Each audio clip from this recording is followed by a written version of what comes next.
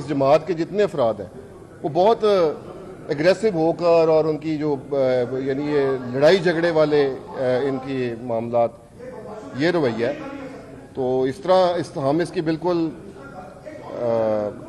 हम इस रवैये की और इनके इस अभी भी देख लें, ये करीब खड़े हैं यहाँ पे और इन्होंने वही इनका रवैया है, अभी भी इनका वही रवैया है। तो मैं ये समझता हूँ कि ये इनका रवैया, इसकी हम तरदीद करते हैं। तो बहुत शुक्रिया आप सबका।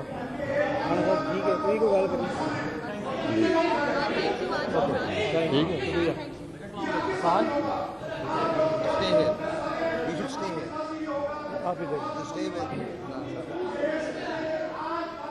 है।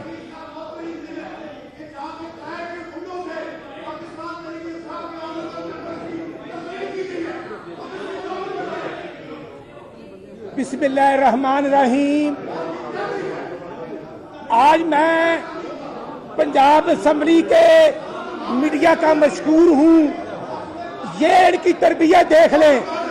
हमारी प्रेस कॉन्फ्रेंस के दौरान ये टोला हमला करता है। हम मीडिया से बात कर रहे हैं और ये हमारी प्रेस कॉन्फ्रेंस में हमारे ऊपर हमला करने की कोशिश की जा रही है। मैं आज आजाद इलेक्ट्रॉनिक्स और प्रिंट मीडिया को बताना चाहता हूं, हमारे मेंबर हसन रियाज पर अटैक करते हैं असेंबली के अंदर। हम मीडिया से गुफ्तगू कर रहे हैं। ये इमरान नियाजी का टोला, ये शर्मगेजी करने वाला टोला, आज इन लोगों ने प्रेस कॉन्फ्रेंस की, हमने बर्दाश्त की।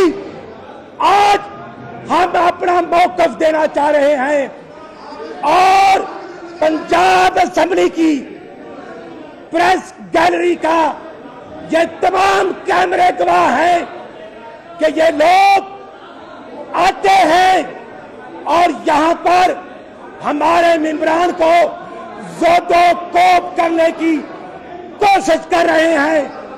मैं इन मेंबरान को बताना चाहता हूं, हम रूल ऑफ लॉ के पाबंद हैं। हम अपना तहफ़्फ़ुज़ करना जानते हैं, हम इज्जत करना जानते हैं, हम इज्जत करवाना भी जानते हैं। ये किसी माशरे में नहीं लिखा गया। हम इनकी बात सुने, हम इनकी प्रेस कॉन्फ्रेंस सुने, लेकिन ये हमारी प्रेस कॉन्फ्रेंस के दौरान हसन रियाज पर जो हमला हुआ वो टोला कर दोबारा हमला कर रहा है। मीडिया दिखा सकता है कि ये लोग बदमाशी कर रहे हैं। ये पंजाब असेंबली का मीडिया गवाह है कि हम प्रेस कॉन्फ्रेंस कर रहे हैं, हमारे मेहमानों पर हमला कर रहे हैं, हमारे मुअज़्ज़ज़ मेंबरान पर हमला कर रहे हैं। तो मैं स्पीकर साहब और असेंबली, पंजाब असेंबली से गुजारिश करता हूं कि ये रवैया नाकाबिले बर्दाश्त है। बात करने का हक सबको है। जब हमने इनकी प्रेस कॉन्फ्रेंस सुनी है तो हमारी प्रेस कॉन्फ्रेंस के दौरान ये हमला क्यों किया गया, इस हमले को हम किसी सूरत इग्नोर नहीं कर सकते। पंजाब असेंबली के अंदर जिस तरह सजा मिलने वाले अफराद की तस्वीरें लाई जाती हैं, ये भी 223 आर्टिकल की रूल ऑफ लॉ की वायलेशन है। आज हमारे मेंबर पर अटैक किया गया, उनको जान से मारने की कोशिश की गई और उसके बाद अब हमारे मेहमानों पर हमला किया गया, हमारे मुअज़्ज़ज़ मेंबरान को थ्रेट करने की कोशिश की गई। ये रवैया नाकाबिले बर्दाश्त है। हम इज्जत करना जानते हैं, हमारे लीडर नवाज शरीफ ने हमें इज्जत करना सिखाया है, लेकिन अगर ये टोला अपनी रवश को बदलेगा नहीं, इनकी साजिश है कि ये 9 मई वाला वाकया दोबारा दोहराना चाहते हैं। ये पंजाब असेंबली के अंदर भी वही कोर कमांडर आफत पर जो अटैक किया गया था, जो GHQ पर हमला किया गया था, ये वही रवायात जहां पर लेके आए हैं।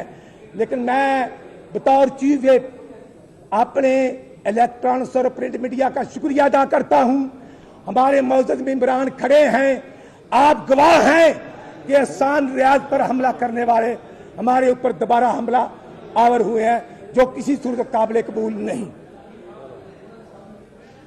इस साइड से एक दफा नहीं, दो दफा नहीं, 3-4 दफा इंस्टिगेट किया गया, गाली गलोच की गई, जिसपे कोई भी गैरतमंद शख्स जो होता उसकी तरह हमारे एमपीए खालिद निसार डोगर साहब जो हैं, उन्होंने उस शख्स को इज्जतदार तरीके से मना किया, उसको हाथ के इशारे से मना किया।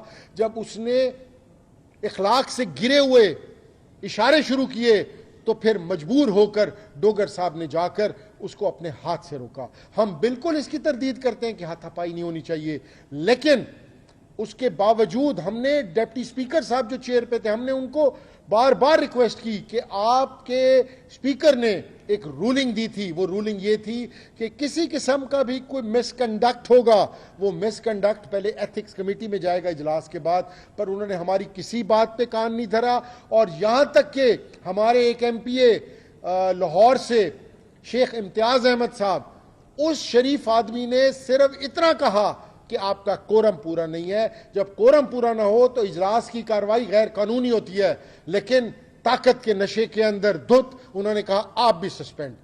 सर इन्होंने करना है, हम सबको सस्पेंड कर दें, हम सारे ना हमारी ये आवाज दबा सकते हैं, ना हमें ये खौफ दिला सकते हैं। हम कल इंशाअल्लाह अवाम की असेंबली लगाएंगे, और अवाम की असेंबली हम यहाँ सीढ़ियों के ऊपर लगाएंगे और देखेंगे हमें कौन रोकता है यहाँ पर। मैं इसके अलावा सिर्फ यही कहूंगा कि आप हमारी आवाज हैं। इस स्याह दौर के अंदर हकीकत मानों में आपके किरदार को जितना सैल्यूट किया जाए उतना कम है। और हमारे एक एमपीए आज तो हकीकत मानों में लग ये रहा था कि आज ये हम लोगों को बिल्डोज करना चाह रहे हैं। हमारे चीफ व्हिप राना शहबाज अहमद साहब को स्पीकर साहब, डिप्टी स्पीकर साहब क्या कमेंट्स दे रहे हैं जो किसी मुसलमान को जेब नहीं देते। उन्हें कहते हैं कि तुम तो हुजू में नहीं होते, तुम्हें तो कुरान पढ़ना नहीं आता। वो कुरान का सिपारा लेकर आया, उसने कहा जी मैं हुजू में भी हूं और मैं आपको कुरान का सिपारा पढ़ के दिखाता हूं, उसको भी इन्होंने बाहर कर दिया। सर ये इस तरीके से, जिस तरीके से ये असेंबली के अंदर हमारे एमपीएस को बुलडोज कर रहे हैं, ये हमें एक ही दफा बता दें कि हमने क्या, कि हमसे ये क्या चाहते हैं। ये जो मर्जी कर लें, हमारे दिलों से, अवाम के दिलों से खान की मोहब्बत, इज्जत, एहतराम नहीं निकाल सकते। थैंक यू वेरी मच जी। जी सर।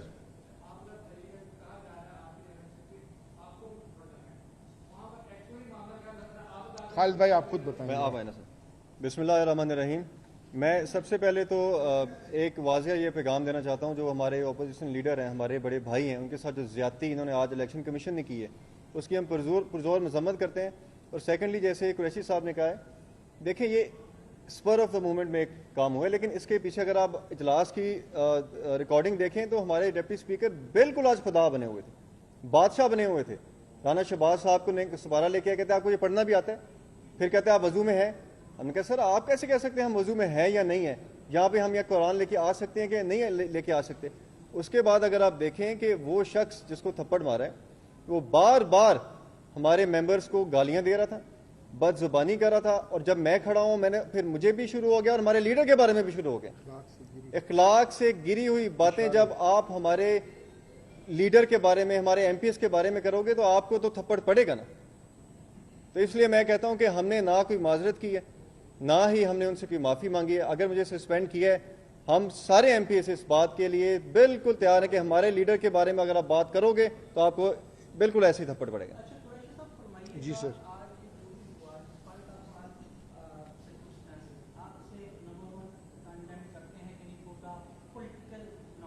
किस कौन से वाला आज?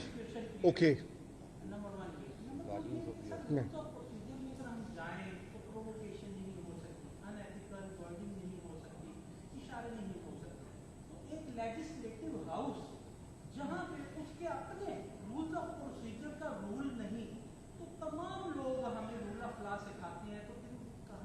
मैं आपने बहुत अच्छी बात कही, और on the floor of the house मैंने रिपीटेडली डिप्टी स्पीकर साहब को मुखातब करके कहा, मैंने कहा ना खालिद निसार डोगर साहब, ना इम्तियाज शेख साहब, ना राना शहबाज साहब, ना हाफिज फरहद साहब अगली पार्टी को जानते हैं, ना इनकी कोई जाती मुखालफत है। Things do happen in spur of a moment, heat of a moment में चीज़ें हो जाती हैं। और मैंने कहा बजाय इसको आप जो आग के ऊपर, एक जलती आग के ऊपर तेल का काम कर रहे हैं, उसकी बजाय अफाम तफहीम से इसको हल कर लें। हम बिल्कुल कंडेम करते हैं सबसे पहले अब्यूसिव लैंग्वेज को, गाली गलोच इखलाक से गिरे हुए इशारों को हम सबसे पहले कंडेम करते हैं। और अगर हाथापाई हुई है या खुदा ना खास्ता कोई थप्पड़ या मुक्के लगे हैं, हम उसको भी कंडेम करते हैं। जी अली,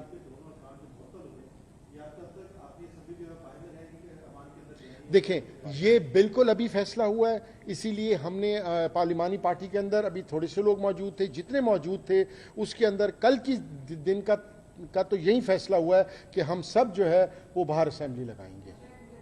जी जी,